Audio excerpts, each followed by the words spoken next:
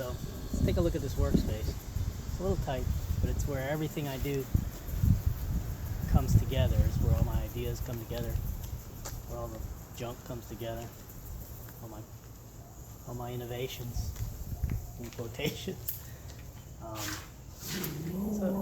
And that's Lily, the fastest Chihuahua on the planet. Right, Lily? Anyway, this is the garage. Luckily, there's no cars in it right now. But as you can see in the back wall, you can see my fishing gear. And, I know, Lily, I know. And where I build the lures. Let's take a look.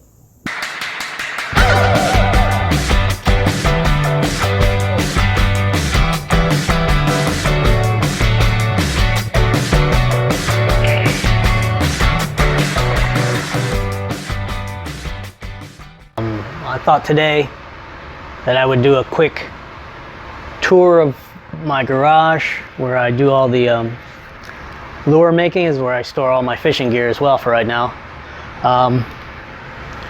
Well, let me start off by saying that everything here is sort of temporarily permanent, or permanently temporary. I'm hoping to finish my shed expansion project in the next few months, and I'll be able to move all this stuff out there, and I'll be able to do all the manufacturing and everything out there, and hopefully I'll be able to do the YouTubes out there too. So well, let's start off over here in this corner where I have a jumble of things. I've got a small compressor that I use for when I need a lot of air, not just for airbrushing. Here's my little compressor for the airbrush, a dryer, water separator, my big old pressure gauge. So this is where you've seen all the painting and all the fabrication stuff right here on my little platform, this little counter that I put in here. This is my curing turner. You guys have seen this as well. Basically, this is where I put in my lures, and where I put them on to get exposed to UV so they can cure. Here's a collection of molds, old and relatively new. Some of them I don't use anymore. This is the Fat Belly. That's my staple lure. I make a lot of those. This is the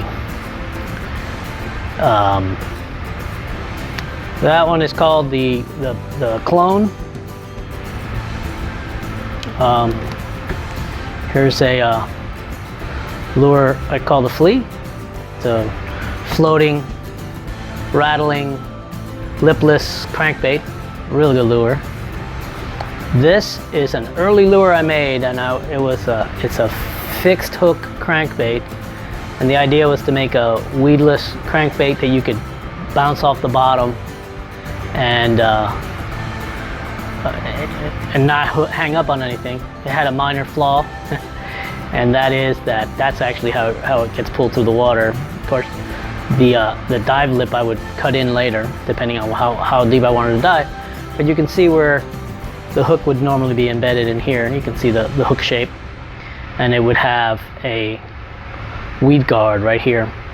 Problem is, what I learned is that most fish attack the head and near the top. So when I made these, I would get a lot of strikes, and the lure would be all scratched up in here, and they'd never hook up, or rarely hook up. So I kind of abandoned that one. It's just, unfortunately, a waste of silicone, which is not cheap.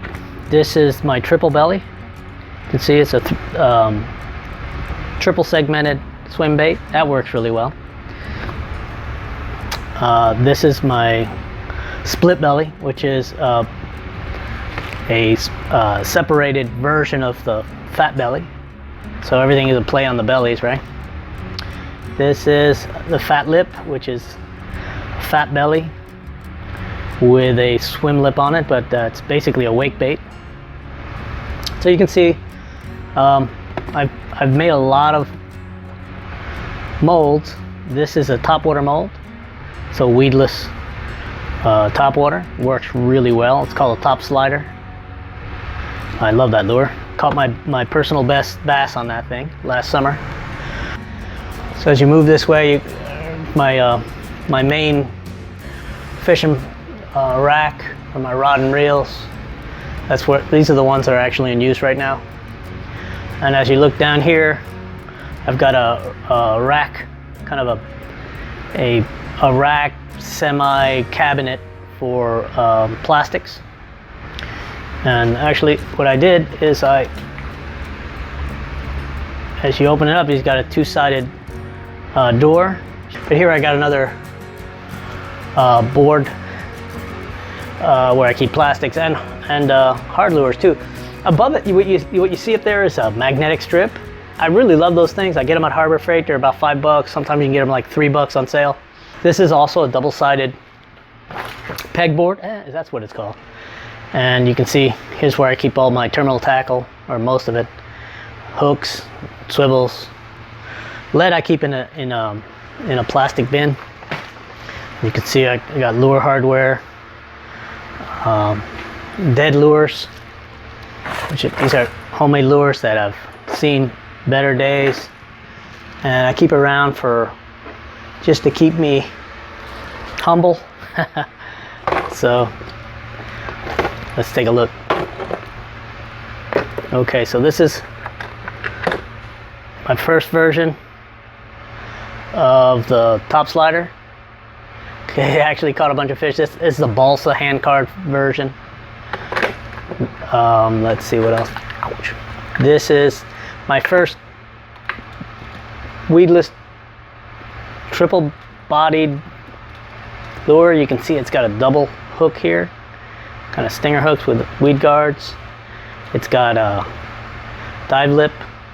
It actually had nice action, but it tended to foul on itself too much. So unfortunately, I took it out of service.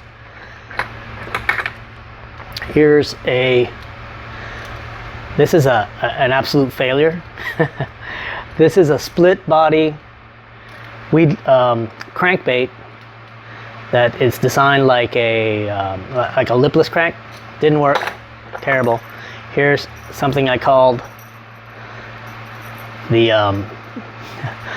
I think I called it the rib bone. It's a split belly lure. Oh, and this was just a prototype, never worked. You got to go through a lot of failures to actually win. This is another kind of semi crankbait with a little spinner on the back. Didn't work. I mean, when I say they didn't work, they just didn't